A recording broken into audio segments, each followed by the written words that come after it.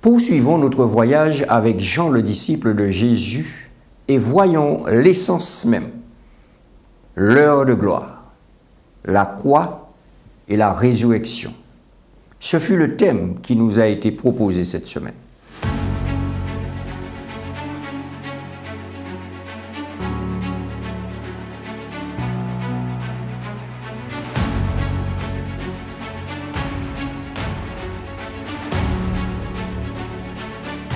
Le verset de méditation de cette semaine peut être trouvé au chapitre 18 du livre de Jean.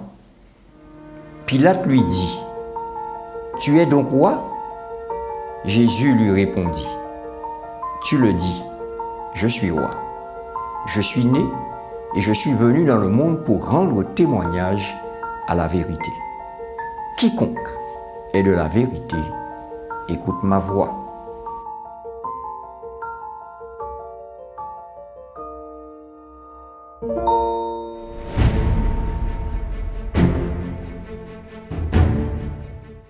Dans quel contexte exactement le passage de l'étude de cette semaine est-il écrit?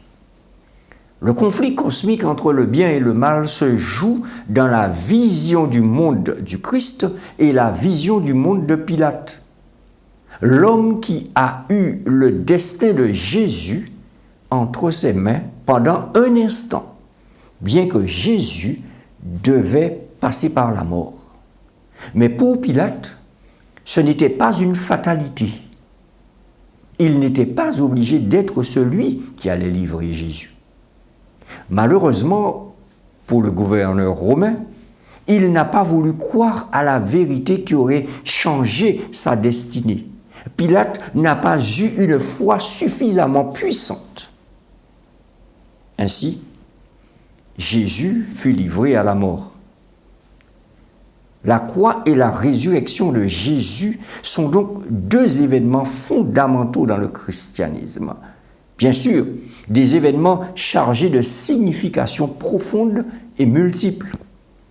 Que représentent justement ces événements? Prenons l'exemple de la croix. C'est le sacrifice et l'expiation. Car la crucifixion de Jésus est vue comme un sacrifice ultime pour les péchés de l'humanité.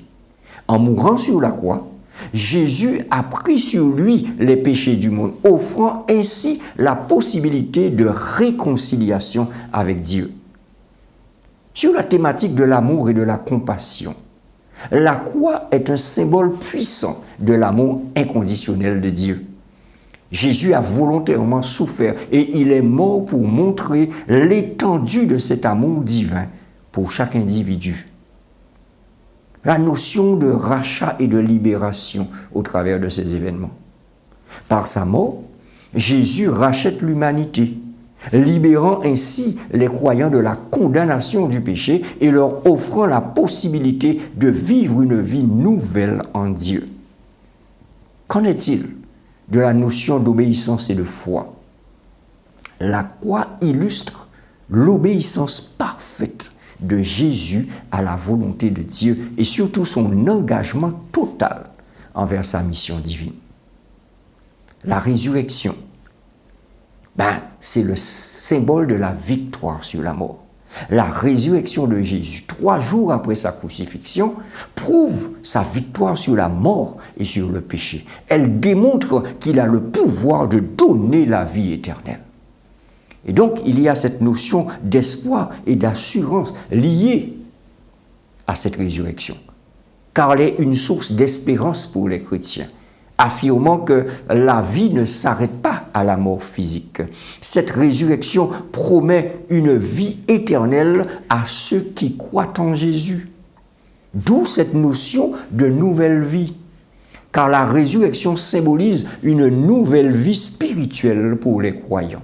Elle inspire à vivre selon les enseignements de Jésus dans la foi et dans la fidélité. Ainsi, nous avons une confirmation de la divinité de Jésus, car cet événement confirme que Jésus est bien le Fils de Dieu, validant ses enseignements et ses miracles.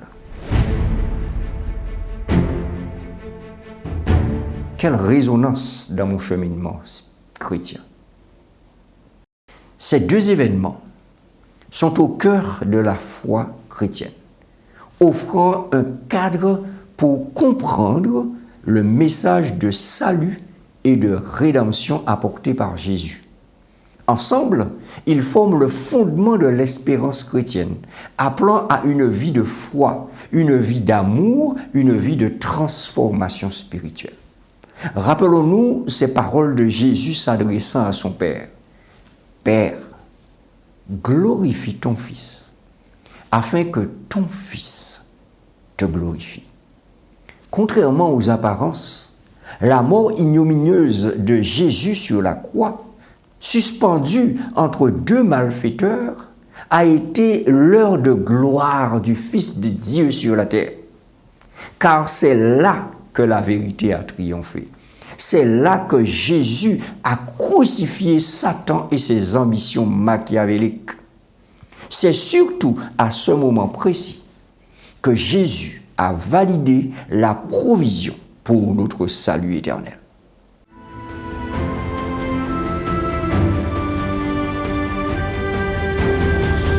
L'heure de gloire de Jésus a ainsi ouvert la voie pour nous vers la victoire.